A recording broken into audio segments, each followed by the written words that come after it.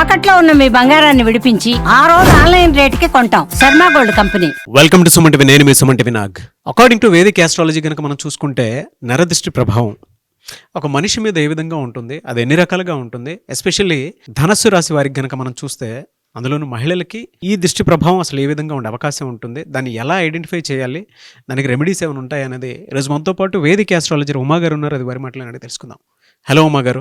Hello Nagaraj గారు. Vedic astrology ప్రకారం కనుక మనం చూసుకుంటే అండి నరదృష్టి ప్రభావం అనేది ఉంటుందా, ఉంటే ఏ విధంగా ఉంటుంది, ఎన్ని రకాలుగా ఉంటుంది, ఎస్పెషల్లీ ఈ ధనస్సు రాశి మహిళలకు గనక నరదృష్టి ప్రభావం ఉండే అవకాశం ఉంటుంది, ఎలా ఉంటుంది, ఎలా ఐడెంటిఫై చేయాలి? మనం మాట్లాడుకునే అంశాల్లో ఇప్పుడు 3 అంశాలు ఉన్నాయండి. ధనస్సు రాశి, ఆడవాళ్ళు, నరదృష్టి. సో ఈ అంశాన్ని మనం చాలా క్లియర్గా అర్థమయ్యేలా చెప్పగలిగితే అది బాగుంటుంది. సో ఇక్కడ ధనస్సు రాశి అంటే రాశికి నరదృష్టికి సంబంధం ఏమిటని చాలామంది అనుకుంటూ ఉంటారు. అయితే రాశి రీత్యా, నక్షత్ర రీత్యా, లగ్న రీత్యా కొన్ని నిర్దిష్టమైనటువంటి ఆరోగ్య సమస్యలు, వాళ్ళ యొక్క శక్తి సామర్థ్యాలు, వాళ్ళు ఏ పరంగా జాగ్రత్తలు తీసుకోవాలి అనేటువంటి విషయం జ్యోతిష్ శాస్త్రం చాలా క్లియర్గా చెప్పింది. అలా అనుకున్నప్పుడు ఈ యొక్క నరదృష్టి అనేటువంటి ఒక ఎఫెక్ట్ వాళ్ళ మీద పడినప్పుడు అది ఏ రకాలుగా పరిణామాలు చూపిస్తుంది ఆ రాశి వాళ్ళకి మనం తెలుసుకోవచ్చు. ఉదాహరణకి ఒక లగ్నం తీసుకుంటే అందులోంచి షష్ఠ స్థానం తీసుకుంటే వాళ్ళకి ఏ ఆరోగ్య సమస్యలు వస్తాయో తెలుసుకోవచ్చు. అయితే ఒక నెగిటివ్ పీరియడ్ జరుగుతున్నప్పుడు, ఒక నరదృష్టి జరుగుతున్నప్పుడు ఆ లగ్నం వాళ్ళకి అలాంటి ఆరోగ్య సమస్యలు వస్తున్నాయి కాబట్టి తగిన జాగ్రత్తలు తీసుకోవాలి అని చెప్పడమే ఇప్పుడు మనం చేసేటువంటి వీడియో అండి. ఇప్పుడు మనం చెప్పేటువంటి విషయం ధనుస్సు రాశి వాళ్ళ గురించి కాబట్టి మూల, పూర్వాషాఢ, ఉత్తరాషాఢ నక్షత్రం వాళ్ళు ముఖ్యంగా ఈ యొక్క ధనుస్సు రాశిలో ఉంటారు. ఇక్కడ నరదృష్టి అంటే చాలా తేలికైనటువంటి విషయం కింద చాలామంది తీసుకుంటూ ఉంటారు, కానీ అందులో 5 రకాలుగా విభజించబడింది అండి. అయితే మనిషి పడేటువంటి కష్టాల ఆధారంగా యొక్క విభజన అనేటువంటి జరిగింది. అయితే నరదృష్టిలో 5 రకాలు. అందులో మొదటిది సామాన్య నరదృష్టి. ఆ దృష్టి అంటే ఉదాహరణకు ఒక వ్యక్తి, అంటే మీరున్నారనుకోండి, ఒక ఫోన్ కానీ, ఒక బండి కానీ, ఒక కారు కానీ ఏదో కొనుక్కున్నారనుకోండి, అది బయట వాళ్ళకి ఏదైనా ఒకసారి మామూలు చూపిస్తారు, కొన్నందుకు మీరే ఉత్సాహంగా చూపిస్తారు. చూపించినప్పుడు 10 మంది ఖచ్చితంగా దాన్ని చూస్తారు. ఆ దృష్టి వీక్షణ అనేటువంటి పడుతుంది. దానివల్ల వచ్చేటువంటి సామాన్యమైన నరదృష్టి ఈ యొక్క మొదటి రకము. దీనివల్ల మీకు ఏమిటంటే ఒక చిన్నపాటి జ్వరమో, మైగ్రేనో, వామిటింగో, లేకపోతే హెడేక్సో, లేకపోతే వికారంగా ఉండడము, ఒక 2-3 రోజులు నిద్ర పట్టక ఇబ్బంది పడడం లాంటి నెగిటివ్ ఫీలింగ్స్ అనేవి ఖచ్చితంగా కలుగుతాయి. అది సామాన్యమైన నరదృష్టి. మీరు నిత్యము దేవతార్చన కానీ, ఈ సంధ్యావందనం చేసేటువంటి అలవాట్లు కానీ ఉన్నప్పుడు దాని నుంచి తొందరగా ఓవర్కమ్ చేయగలుగుతారు. అది ఓకే. ఇక రెండవది మహానరదృష్టి అని ఉంటుంది. మహానరదృష్టి అంటే ఎప్పుడైతే ఒక మనిషి మహానరదృష్టి వల్ల ఎఫెక్ట్ అవుతాడో దానివల్ల యాక్సిడెంట్స్ పాలవుతాడు, గాయాలు పాలవుతాడు, మనిషి మరణం కూడా దానివల్ల సంభవిస్తుంది. అయితే ఇక గృహ నిర్మాణములు అవ్వచ్చు, ఒక వ్యాపార స్థలాలు కానీ మధ్యలో అర్ధాంతరంగా కట్టినట్టుగా కట్టి మధ్యలో ఆగిపోతాయి.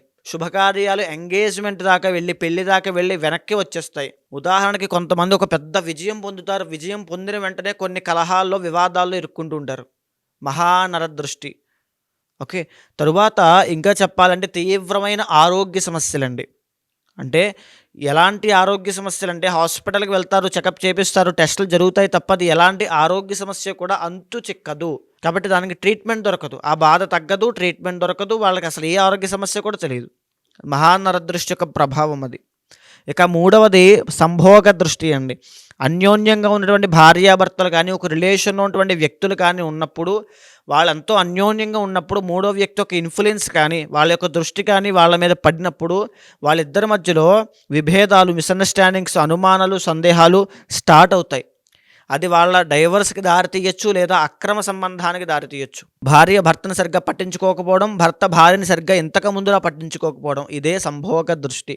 ఇక నాలుగవది సంతాన దృష్టి అని ఉంటుంది. సంతాన దృష్టి అని అంటే మనం చూస్తూ ఉంటాం, చిన్నపిల్లలు, చంటి పిల్లలు ఉంటారండి. అంటే అసలు కారణం లేకుండా అర్ధరాత్రి పూట లేచి కూర్చొని తీవ్రంగా ఏడుస్తూ ఉంటారు, తినరు, నిద్రపోరు, ఎప్పుడూ జ్వరము, నీరసము, చిక్కిపోవడము, ముఖంలో వర్చస్సు లేకపోవడం, యాక్టివ్గా పిల్లలు అల్లరి చేస్తేనే యాక్టివ్గా అందంగా ఉన్నట్టుండి. సో ఆ అల్లరి ఉండదు, ఏమీ ఉండదు. సో ఆ రకమైనటువంటి ఇబ్బంది సంతాన దృష్టి వల్ల పిల్లలకి కలుగుతుంది. దీనితో పాటుగా ఎవరైతే చదువుకునే వాళ్ళు ఉంటారో 10th క్లాస్ అవ్వచ్చు, ఇంటర్ అవ్వచ్చు, బీటెక్ అవ్వచ్చు, వాళ్ళకి సంతాన దృష్టి పడడం వల్ల విద్య మీద కాన్సన్ట్రేషన్ పోయి వ్యసనాల మీద, జల్సాల మీద, డబ్బులు వృధాగా ఖర్చు పెట్టడం మీద, అనేక రకమైనటువంటి ఇబ్బంది పెట్టేటువంటి కార్యక్రమాల మీద వాళ్ళు ఇబ్బంది పడతారు. అది సంతాన దృష్టి. దీంతో పాటుగా బాగా గమనించండి నాగరాజు గారు, సంతానం కోసం ప్రయత్నం చేస్తూ కన్సీవ్ అయ్యి డెలివరీ లోపు ఉన్న వాళ్ళ మీద కనుక సంతాన దృష్టి పడిందా ఖచ్చితంగా మిస్క్యారీ అయిపోతుంది, సంతానం నిలబడదు. వాళ్ళు మాకు సంతానం ఎందుకు నిలబడట్లేదా అని చెప్పి చాలా బాధపడుతూ ఉంటారు. కానీ కారణం ఏమిటంటే సంతాన దృష్టి. సంతానం నిలబడదు. కొంతమంది ఆడవాళ్ళకి అకారణంగా బ్లీడింగ్స్ అవ్వడము, పీసీఓడి ఆర్ పీసీఓఎస్ లాంటివి జరగడం కూడా జరుగుతాయి. ఇక ఆఖరిది అత్యంత ప్రమాదకరమైనది సూక్ష్మ నరదృష్టి. ఇది ఒక మనిషిని స్లో పాయిజన్ లాగా అతనంతట అతనే తప్పు చేసే విధంగా చేస్తుంది. అంటే ఉదాహరణకు ఒక వ్యక్తి, మీరు ఎదుగుతున్నారనుకోండి, నేను మీకు ఎప్పటి నుంచి చిన్నప్పటి నుంచి బాగా ఫ్రెండ్ అనుకోండి, మీ దగ్గరకు వచ్చి అక్కడికి వెళ్ళొద్దు, అది చెయ్యొద్దు, అది చేస్తే నువ్వు నష్టపోతావు, అక్కడికి వెళ్ళావంటే నువ్వు ఇదైపోతావు, లేకపోతే అప్పులు పాలైపోతావు. అంటే మన గురించి తెలిసిన వాళ్ళే అంటే మీరు ఎదుగుతున్నారని తెలిసే కావాలని అక్కడికి వెళ్ళొద్దు అని చెప్తారు. అది జాగ్రత్త అని మీరు అనుకుంటారు, కానీ జాగ్రత్త కాదు, అది సూక్ష్మ నరదృష్టి. దానివల్ల అక్కడికి వెళ్ళేటువంటి ప్రయత్నం మీరంతా మీరే అనుకుంటారు. మీ సెల్ఫ్ కాన్ఫిడెన్స్ మొత్తం నిర్వీర్యం అయిపోతుంది. మీరు కంప్లీట్గా మీ ఆలోచనలు తెలివితేటలు ఆగిపోతాయి వాళ్ళ యొక్క బ్రెయిన్ వాష్ వల్ల. వాళ్ళు సోకాల్డ్ జాగ్రత్త అని మీరు అనుకోవడం వల్ల, కానీ సూక్ష్మ నరదృష్టి. గుర్తుపెట్టుకోండి. దానివల్ల చాలామంది ఆ ఓవర్ థింకింగ్ ప్రాబ్లంలోకి, నేను ఏం చేయలేకపోతున్నాను, ఒక అడుగు వేయలేకపోతున్నాను, ఎవరు నన్ను సహాయం చేయట్లే, సపోర్ట్ చేయట్లా అనే బాధతో ఆత్మహత్య చేసుకునే వాళ్ళు కూడా ఉంటారు. సో ఇన్ని రకాల నరదృష్టిలో ఇప్పుడు మనం మాట్లాడుకునేటువంటి ధనస్సు రాశి వాళ్ళకి ఎలాంటి దృష్టిలు వాళ్ళ మీద పడతాయి, పడినప్పుడు వాళ్ళు ఎలాంటి సిమ్టమ్స్ అంటే ఎలాంటి ఇబ్బందులు వాళ్ళు పడతారు అనేటువంటి ఇప్పుడు మనం చూస్తే, ధనస్సు రాశి వాళ్ళు జనరల్గానే చాలా ధార్మికమైనటువంటి వ్యక్తులు, ధనవంతులు, భాగ్యవంతులుగా జ్యోతిష్ శాస్త్రం వర్ణించిందండి. అయితే ఈ యొక్క ధనస్సు రాశి వాళ్ళకి ముఖ్యంగా ధనము అనేటువంటిది చాలా ప్రాధాన్యత ఇస్తారు వాళ్ళు. ధనానికి, డబ్బుకి, పేరుకి, పరపతికి, గౌరవ మర్యాదలకి ఎక్కువ విలువిచ్చేటటువంటి ఈ యొక్క రాశియే ధనస్సు రాశి. అయితే ఎప్పుడైతే వీళ్ళకి ఎక్కువగా ఉండేటువంటి దృష్టి ఏమిటో చెప్పమంటారా? సూక్ష్మ నరదృష్టి. సూక్ష్మ నరదృష్టి అంటే ఇప్పుడు మనం మాట్లాడుకున్నామండి, చుట్టుపక్కల ఉండేటువంటి వాళ్ళ ఇన్ఫ్లుయెన్స్.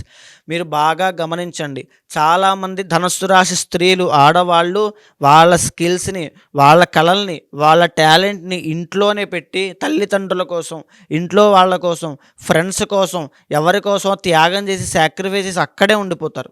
సూక్ష్మ నరదృష్టి సోకడం వల్ల వీళ్ళు ఎదిగితే ఎక్కడికో వెళ్ళిపోతారనేటువంటి బాధతో కొంతమంది అయిన వాళ్ళే చెప్పినటువంటి మాటలకు ఇన్ఫ్లుయెన్స్ అయ్యి, పోనీలే ఎక్కడే ఉండిపోవడం వల్ల ఎందుకు వచ్చిన రిస్క్ అనుకోవడం వల్ల వీళ్ళ యొక్క టాలెంట్ అవ్వచ్చు, వీళ్ళ సక్సెస్ అవ్వచ్చు అక్కడే ఆగిపోతుంది. ఈవెన్ జాతకంలో ఎన్ని ప్లానెట్స్ అనుకూలించినప్పటికీ కూడా, నిజానికి జాతకంలో చాలా ఒక అవుట్ ఆఫ్ 10 అండి ఒక 4 to 5 పీపుల్కి రాజయోగం ఉంటుంది. కానీ ఇక్కడ మనం బయట చూస్తే ఎంతమంది కార్మికులు, ఎంతమంది లేబర్ పని చేస్తూ ఉంటారండి. అంతమంది జాతకంలో ఒక్కరి జాతకంలోనూ ఈ యొక్క రాజయోగం లేదా? ఎందుకు చేత ఇబ్బంది పడుతున్నారంటే సూక్ష్మ నరదృష్టి కావచ్చు, నరదృష్టి వల్ల అవ్వచ్చు, వాళ్ళ ఆలోచనలు మందగించిపోతాయి, వాళ్ళు అక్కడే ఆగిపోయే విధంగా వాళ్ళ యొక్క మైండ్ ఇన్ఫ్లుయెన్స్ అవుతుంది. అదే దృష్టి ప్రభావము. ఇంకేమన్నా దృష్టి ప్రభావం ఉండే అవకాశం ఉంటుందండి? ఈ యొక్క ధనుస్సు రాశి వాళ్ళకి ముఖ్యంగా ఈ యొక్క ఆడవాళ్ళకి మనం మాట్లాడుకుంటున్నాం కాబట్టి, ఈ బ్లడ్ రిలేటెడ్ ఇష్యూస్ అండి, యూరినరీ ట్రాక్ ఇన్ఫెక్షన్స్ ఖచ్చితంగా. శుక్రుడు ఎప్పుడైతే వీళ్ళకి 6వ స్థానానికి అధిపతి అవుతాడో ఖచ్చితంగా యూరినరీ ట్రాక్ ఇన్ఫెక్షన్స్ అవ్వచ్చు, సంతాన సంబంధించిన ఇబ్బందులు అవ్వచ్చు, సంతానానికి ఇబ్బంది పెట్టేటువంటి థైరాయిడ్ అవ్వచ్చు, పీసీఓడి, పీసీఓఎస్ ఖచ్చితంగా ఈ ధనస్సు రాశి స్త్రీలకు ఎఫెక్ట్ అవుతుంది. వాళ్ళ ఆరోగ్యాన్ని దెబ్బతీస్తుంది, వాళ్ళ ముఖ వర్చస్సు తగ్గిస్తుంది. అయితే లావుగా అయిపోతారు లేదా సన్నగా పీలగా అయిపోతారు.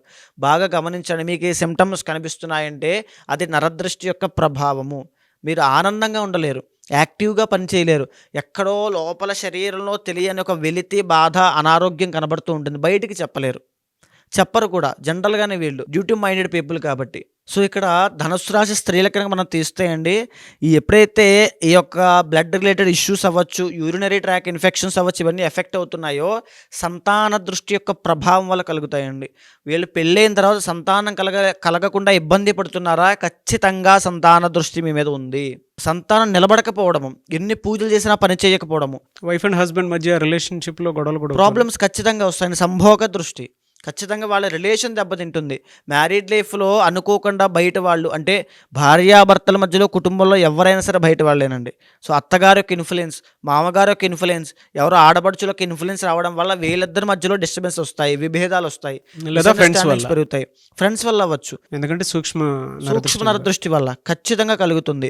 దీంతో పాటుగా ధనుస్సు రాశి స్త్రీలకి ముఖ్యంగా ఈ నెలలో మనం చూసుకుంటే అండి, రాబోయేటువంటి మార్చి 30 తర్వాత అర్ధ అష్టమ శని అనేటువంటిది వీళ్ళకి స్టార్ట్ అవ్వబోతోంది. సూక్ష్మ నరదృష్టి ప్రభావం వలన అయితేనేమి, మహా నరదృష్టి ప్రభావం వలన అయితేనేమి ఒక్క పని కూడా ముందుకు వెళ్ళదు. ఇప్పుడు అనుకున్న పని 10 రోజుల దాకా పని అవ్వదు. ఈ రోజు రావాలి డబ్బులు, ఈ రోజు నేను ఎక్కడికో బయటికి వెళ్ళాలి ఏదో అనుకుంటే 10 రోజుల తర్వాత డబ్బులు ఇస్తానంటారు. అప్పు కూడా పుట్టదు. కుటుంబం నుంచి ఒత్తిడి పెరుగుతుంది బికాజ్ ఆఫ్ సూక్ష్మ నరదృష్టి వల్ల. వీళ్ళు అనుకున్న పని అనుకున్నట్టుగా చెయ్యలేకపోవడం దేని చేత అంటే వీళ్ళ యొక్క ప్రోద్బలం చాలా ఎక్కువ ఉండి ప్రెషర్ చాలా ఎక్కువ ఉంటుందని సూక్ష్మ నరదృష్టి వీళ్ళు తప్పక భరించాల్సిందే. సో దీనికి పరిహారం ఏమిటి? సో చాలామంది అడుగుతుంటారు, ఈ దృష్టి సోకిన తర్వాత ఎంతకాలంకి మాకు తెలుస్తుంది అండి అని. సో ఒక 2 నుంచి 7 రోజుల్లోపు ఖచ్చితంగా బయటపడిపోతుందండి. మీకు ఆ ఏ depression- మంత్లో ఏ విధంగా ఉంటుందండి? ముఖ్యంగా ఈ జనవరి, ఫిబ్రవరి, మార్చులు ఈ 3 మాసాల్లోనూ సంతాన దృష్టి వల్ల ఇబ్బంది పడతారండి. అంటే ఆరోగ్య సమస్యల వల్ల ఇబ్బంది పడతారు ఖచ్చితంగా. ఈ మార్చి తర్వాత నుంచి సూక్ష్మ నరదృష్టి వల్ల, మహానరదృష్టి వల్ల ఇబ్బంది పడతారు. అంటే పనులు ముందుకు వెళ్ళకపోవడం, లేకపోతే ఆగిపోవడము, లేకపోతే కుటుంబం నుంచి ఒత్తిడి పెరిగిపోవడం, ఆర్థిక సమస్యలు, ఆస్తులు అమ్మేయడము, లేకపోతే వీళ్ళ టాలెంట్ బయట పెట్టుకోలేక వీళ్ళని సతమతం అవ్వడము, ఇలాంటివన్నీ కూడా ఈ రాబోయేటువంటి అక్టోబర్ దాకా ఉంటుంది. మే దగ్గర నుంచి అక్టోబర్ దగ్గర నుంచి డిసెంబర్ దాకా కాస్త పర్వాలేదు అనిపిస్తుంది. అది ప్లానెట్స్ యొక్క బలం బట్టి ఆధారపడి ఉంటుంది. సో ముఖ్యంగా వీళ్ళు అడుగుతుంటారండి, అంటే ఈ ధనస్సు రాశి స్త్రీలు కనుక ఈ యొక్క మన్యుసూక్త పారాయణ హోమము, మహాసుదర్శన హోమము, ఈ 2 హోమాలు కనుక చేయించారనుకోండి, ప్లానెట్స్ యొక్క బలం పెరగడంతో పాటు వీళ్ళకి ఏదైతే జాతకంలో రాజయోగాలు ఉంటాయో అవి యాక్టివేట్ అవ్వడంతో పాటు ఈ దృష్టి యొక్క ప్రభావం అండి, ఏదైతే ఈ 5 దృష్టిలు ఉంటాయో 5 దృష్టిల యొక్క ప్రభావం తగ్గిపోతుంది. అయితే ఈ హోమాలతో పాటు ప్రతినిత్యము ధనస్సు రాశి స్త్రీలు ఖచ్చితంగా జపం చేయాల్సినటువంటి ఒక శివమంత్రం ఉంటుందండి. ఓం నమో భగవతే రుద్రాయ. అది కానీ పంచాక్షరి మంత్రం నమశివాయ అనేటువంటి మంత్రాన్ని ఒక 5 లక్షల సార్లు జపం చేయమని శాస్త్రం చెబుతోంది. 5 లక్షల సార్లు వాళ్ళ జపం చేస్తే వాళ్ళకు ఉన్నటువంటి దుష్ప్రభావం కానీ దృష్టి ప్రభావం కానీ పోతుంది. కానీ ఈ యొక్క దృష్టి దోషంతో బాధపడే ఎవరైనా సరే ఆ మనసు నిగ్రహం చేయడం అనేది చాలా కష్టం అండి. పూజల మీద ఆసక్తి ఉండదు, భగవంతుడి మీద ఇంట్రెస్ట్ ఉండదు, కూర్చుని కాన్సన్ట్రేట్గా చేద్దామన్నా ఏ పని చేయలేరు. అదే కదా మెయిన్ వీళ్ళ ప్రాబ్లం. కాబట్టి మహాప్రత్యంగిర హోమం, మహాసుదర్శన హోమము, మన్యుసూక్త వేదపారాయణ హోమం ఉంటుంది. అది కనుక చేస్తే వెంటనే చేసిన తరువాత రోజు నుంచి వాళ్ళకి రిజల్ట్స్ కనబడతాయి. ఆ తర్వాత రోజు నుంచి ఒక లక్ష్మీ మంత్రాన్ని ఇస్తాను. ఆ మంత్రాన్ని ఒక 48 రోజుల పాటు జపం చేస్తూ ఉంటే అద్భుతమైనటువంటి లక్ష్మీ తత్వం వస్తుంది. ముఖంలో వర్చస్సు పెరుగుతుంది, ఒక అట్రాక్షన్ పవర్ వస్తుంది. లక్ష్మీ తత్వంతో కూడిన మాటలు మాట్లాడడము, వాళ్ళ ఆలోచన కూడా లక్ష్మీప్రదంగా ఉంటాయి. ఎవరికి వారికి సంబంధించినటువంటి వాటిలో కనుక మనం చూస్తే వ్యక్తిగత జాతకం ప్రకారం ఒక్కొక్కరికి ఒక్కొక్క దోషాలు అవి ఉంటూ ఉంటాయి. జనరల్గా మీ దగ్గరకు వచ్చి ఏదైనా యజ్ఞాలు, యాగాలు, హోమాలు చేయించుకుందాం అనుకున్నటువంటి వాళ్ళు ఉంటారు. పెళ్లిళ్ళకు ముహూర్తం పెట్టించుకోవాలి అనుకున్నటువంటి వాళ్ళు ఉంటారు. దాంతోపాటు కొంతమంది అన్నప్రాసన వాటికి సంబంధించింది కూడా ఉంటుంది. కొన్ని యజ్ఞాలు, యాగాలు, హోమాలు. సో వాళ్ళ బిలీఫ్ సిస్టమ్ ప్రకారం మిమ్మల్ని అప్రోచ్ అవుదాం అనుకుంటారు. అది ఏ రాశి వారైనా సరే, నక్షత్రం వారైనా సరే. వాళ్ళకి మీరు టైం ఇస్తారా? అపాయింట్మెంట్ తీసుకోవచ్చా? ప్రాసెస్ ఏంటి? తప్పకుండా అండి.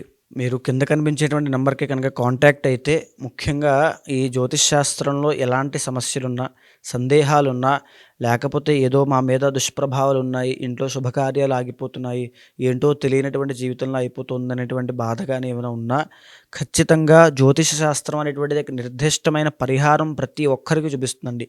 ఆస్ట్రాలజీ అనేటువంటిది ఒక ఆయుధం లాంటిది మన భారతదేశంలో. ఇది వెస్ట్రన్ కల్చర్లో కూడా అలవాటైందంటే దీని యొక్క పవర్ ఏంటో ఆలోచించవచ్చు. సో ఆస్ట్రాలజీ ద్వారా ప్రతి మనిషిని ప్రిడిక్ట్ చేయొచ్చు. ఆ వ్యక్తికి ఎప్పుడు ఎలాంటి సమయాల్లో ఎలాంటి జాగ్రత్తలు తీసుకోవాలో తెలుసుకోవచ్చు. ఎలాంటి ఆరోగ్య సమస్యల విషయంలో జాగ్రత్త ఉండాలి, ఎలాంటి వృత్తి వ్యాపారంలో సక్సెస్ అవుతాడు, ఎలాంటి సమయంలో పెట్టుబడి పెట్టాలి, స్టాక్ మార్కెట్ అవ్వచ్చు, లేకపోతే ఇన్వెస్ట్మెంట్స్ అవ్వచ్చు, గోల్డ్ అవ్వచ్చు, ప్రతి దాని విషయం గురించి ఈ ఆస్ట్రాలజీ చాలా కూలంకషంగా డీప్గా చెప్పింది. కాబట్టి దీన్ని అర్థం చేసుకునే విధానంలో తప్పకుండా అప్రోచ్ అవ్వచ్చు.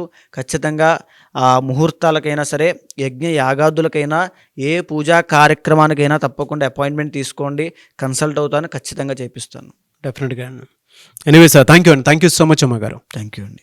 చూసారు కదా వీడియో. ఈ వీడియోపై మీ అభిప్రాయాన్ని కమెంట్ బాక్స్లో పోస్ట్ చేయండి. ముఖ్యంగా మీరు కనుక ఉమా గారిని వేదిక్ ఆస్ట్రాలజీ ప్రకారం మీకు ఉండేటువంటి లైఫ్ స్టైల్లో ఏదైనా చేంజెస్ తీసుకురావాలి అనుకున్నటువంటి వాళ్ళు, లేదనంటే ఏదైనా యజ్ఞాలు యాగాలు హోమాలు లాంటివి చేసుకోవాలి అనుకున్నా, అండ్ దాంతోపాటు మీకు ఏదైనా డౌట్స్ ఉన్నా కూడా త్రూ వేదిక్ ఆస్ట్రాలజీ కనుక వెళ్ళాలి అనుకుంటే స్క్రీన్ మీద మీకు ఉమా గారి కాంటాక్ట్ నెంబర్ కనిపిస్తుంది. దాన్ని మీరు కాల్ ఆర్ మెసేజ్ వాట్సాప్ చేసి వెంటనే అపాయింట్మెంట్ బుక్ చేసుకోవచ్చు. అండ్ ఈ వీడియో లైక్ చేయండి, షేర్ మాత్రం తప్పకుండా చేయండి. ఇలాంటి మరిన్ని వీడియోస్ కోసం మా ఛానల్ ఫాలో అవ్వండి. Thank you.